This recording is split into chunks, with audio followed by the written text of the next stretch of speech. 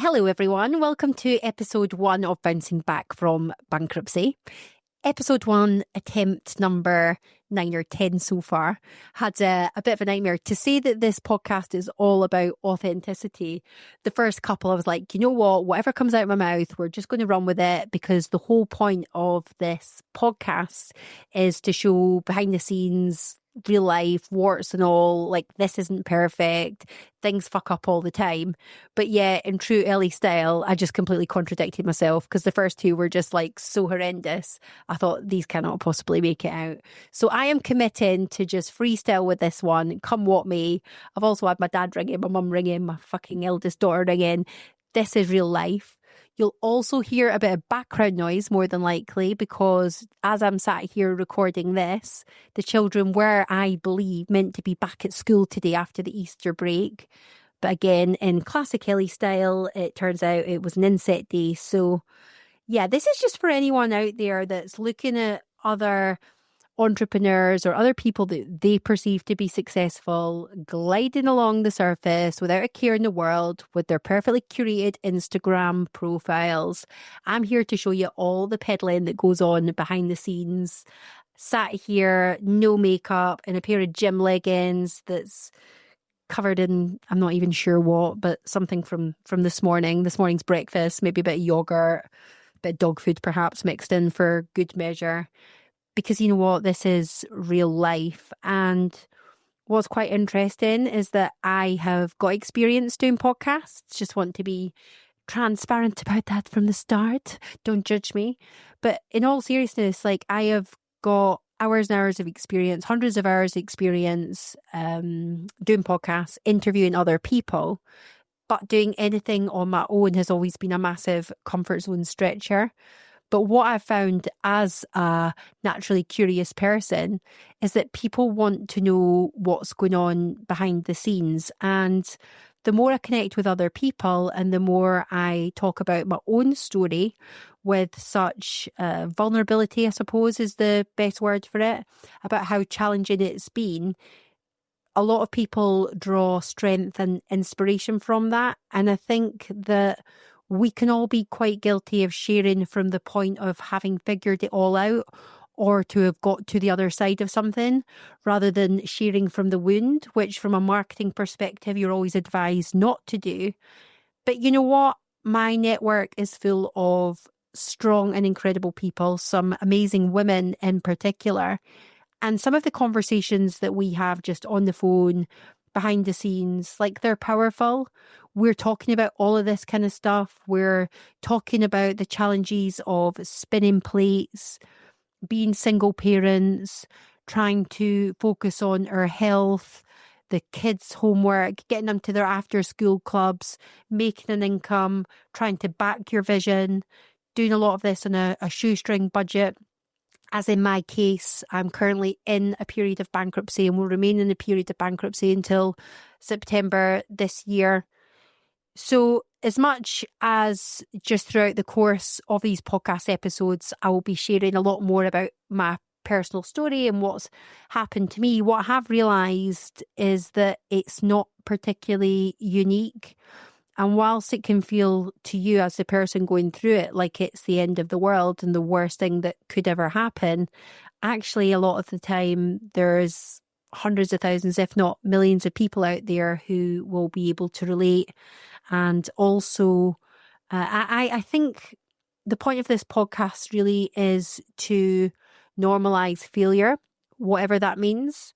I'm somebody who outwardly would have been perceived as very successful. I had a property development business with my now ex-husband. We had quite a sizable property portfolio at one point. Nice house, nice standard living, nice holidays. And it all came crashing down very abruptly.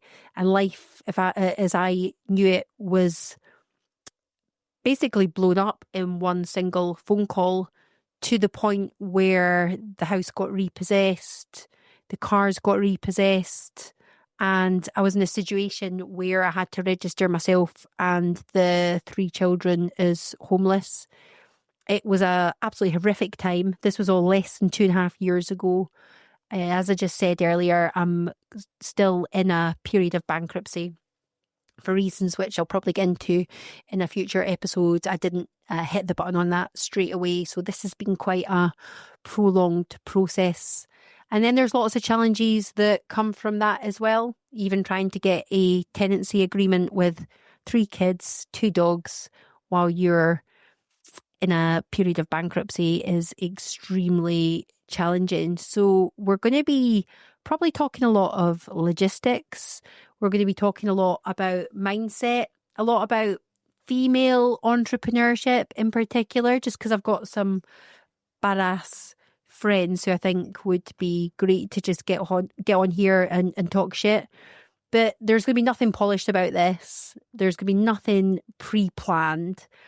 I think as wanky as it is to say it, it's going to be a case of documenting the journey and sharing the lows, but hopefully sharing some of the wins as well. I'm fucking hoping / praying that it's not all doom and gloom. But there's a lot of people struggling out there, and there's a lot of people, I think, that don't know where to turn. So as someone who has weathered and continues to weather the storm, going through bankruptcy and divorce and very much trying to get back on their feet, I just wanted to start sharing a little bit in real time with people and hopefully take a few of you guys on the journey with me. To me, this is win-win because I'm not going to promote this podcast. I'm not going to advertise this podcast. So therefore, there is no pressure when I'm talking absolute shit because there's a high-sided chance that not many people will look at it. I'm also a little bit curious from a marketing point of view to know if all the time and energy and effort that I've put into building my main podcast using various hints and tips to get it to the #1 position in the UK charts at one point, before having to take it down and rebuild. I'm very curious to see how the algorithms treat this brand new podcast. So there's no fancy jingle at the start of it. There's going to be no video clips with catchy hooks and sexy subtitles. It's literally just going to be me in my little broom cupboard, sharing as I feel. It's not going to have a regular date. I'm hoping to do a couple of these a week. But anyway, I think it was, for those of you who are watching on video, this is assuming I dump it on Spotify, but you will see that I'm in what actually looks like quite a swanky little studio from the right angle. This is a broom cupboard. I kid you not. This is actually an airing cupboard where I've got some little rubber soundproof panels on the back. I've got my artificial plant here. And I mean, I'm not very good with dimensions. Was it maybe like 1 foot by 2 foot? Or I don't know. Maybe that's incorrect. Don't somebody go fact check that. I don't, I'm not very good at this. But yeah, Tony Robbins says, and I quote regularly, there's no lack of resources, only lack of resourcefulness. So these are the kind of things that I just want to share with people. Like if you're thinking of setting up a podcast, but you've got absolutely no money, like no clue where to start, don't let it stop you. This isn't about podcasting. This could be about absolutely anything. And I want to just share some of my stories over the last 2.5 years that have allowed me to kind of get from where I was then to where I am today, which is nowhere near where I plan on going in the future. But there's been so much growth within that time period. And it's very difficult to feel when you refuse to quit and you just keep putting one foot in front of the other. And I suppose that, above all else, is the message that I want to share with people, because there has been times in this journey that I've wanted to stop and I have all but ground to a halt. But there was always something that just kept me going, even when it was the smallest little steps, the small incremental changes, just to keep a level of momentum going. And this time round, I've been in a very different financial situation, to say the least.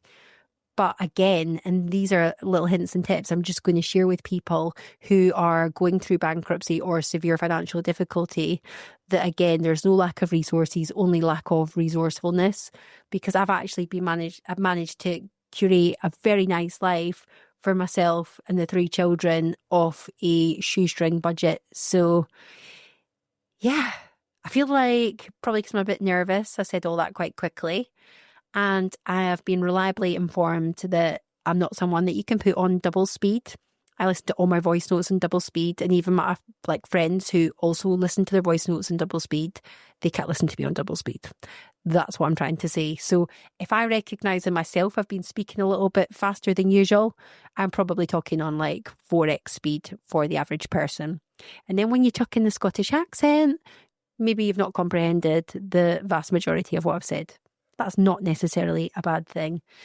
So, first episode recorded, sat in the broom cupboard, very impressed that the children have remained relatively quiet.